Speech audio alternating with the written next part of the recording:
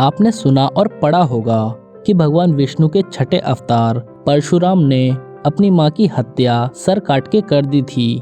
लेकिन हम में से कितने लोगों को इसके पीछे का कारण पता है? शायद ये बहुत कम ही लोगों को मालूम होगा। तो दोस्तों, इस वीडियो में जानते हैं कि भगवान परशुराम ने अपनी माता का सिर क्यों काट दिया था। नमस्कार दोस्तों, ज्ञान वर्ल्ड में आपका एक बार फिर से स्वागत है। प्राचीन काल में कन्नौज नामक नगर में गाधी नामक राजा राज करते थे। उनकी सत्यवती नाम की एक अत्यंत स्वरूपवती कन्या थी। राजा गाधी ने सत्यवती का विवाह भृगुनंदन ऋषि के साथ कर दिया। सत्यवती के विवाह के पश्चात वहां भृगु ने आकर अपने पुत्र वधू को आशीर्वाद दिया और उसे वर मांगने के लिए कहा। इस पर सत्यवती ने ससुर को प्रसन्न देखकर उनसे अपनी माता के लिए एक पुत्र की मांग की। सत्यवती की याचना पर भृगु ऋषि ने उसे 2 चरु पात्र देते हुए कहा, जब तुम और तुम्हारी माता ऋतु स्नान कर चुके होंगे तब तुम्हारी माँ पुत्र की इच्छा लेकर पीपल का आलिंगन करें और तुम उसी कामना को लेकर गूलर का आलिंगन करना। फिर मेरे द्वारा दिए गए इन चरुओं का सावधानी के साथ अलग अलग सेवन कर लेना। इधर जब सत्यवती की मां ने देखा कि भृगु जी ने अपने पुत्र वधू को उत्तम संतान होने का चरु दिया है, तो अपने चरु को अपनी पुत्री के चरु के साथ बदल दिया।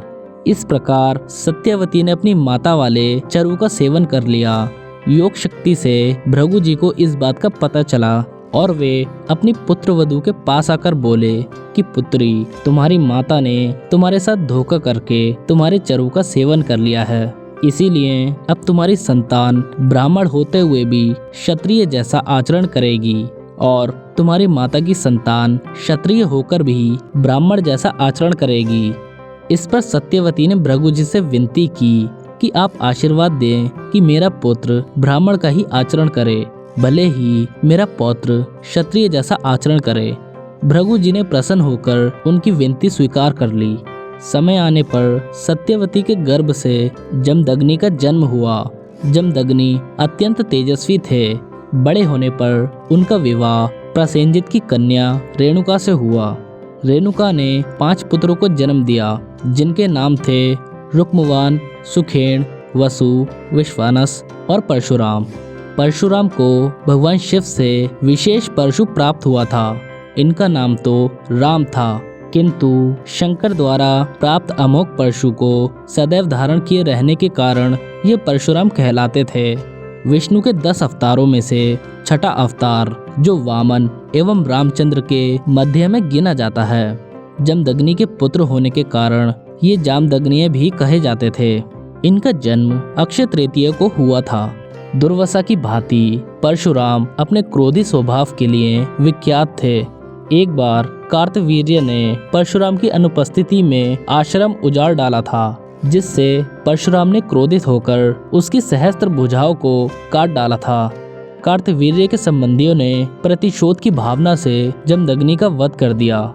इस पर परशुराम ने 21 बार पृथ्वी को क्षत्रिय विहीन कर दिया और 5 झीलों को रक्त से भर दिया था।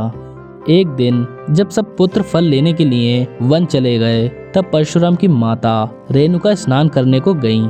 जिस समय वो स्नान करके आश्रम को लौट रही थी, उन्होंने राजा चित्ररथ को जल विहार करते देखा। ये देखकर उनका मन विचलित हो गया। इस अवस्था में जब उन्होंने आश्रम में प्रवेश किया, तो महर्षि जमदग्नि ने ये बात जान ली। इतने में ही वहाँ परशुराम के बड़े भाई रुक्मवान, सुषेणु, वसु और विश्वासु भी आ गए। महर्षि जमदग्नि ने उन सभी से बारी बारी अपनी माँ का वध करने को कहा, लेकिन मोहवश किसी ने ऐसा नहीं किया। तब मुनि ने उन्हें श्राप दे दिया और उनकी विचार शक्ति नष्ट हो गई। तभी वह परशुराम आ गए। पिता का आदेश पाकर तुरंत परशुराम ने अपनी माँ की हत्या कर दी।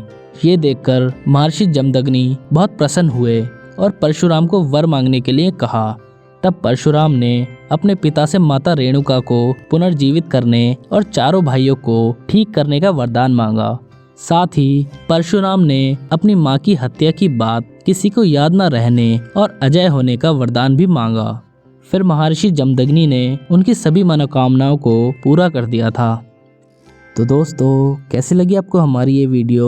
अगर अच्छी लगी तो हमारी इस वीडियो को लाइक, कमेंट और शेयर करें और हमारे चैनल को सब्सक्राइब करना ना भूलें, क्योंकि ऐसी अनोखी वीडियो हम लाते रहते हैं और लाते रहेंगे। धन्यवाद।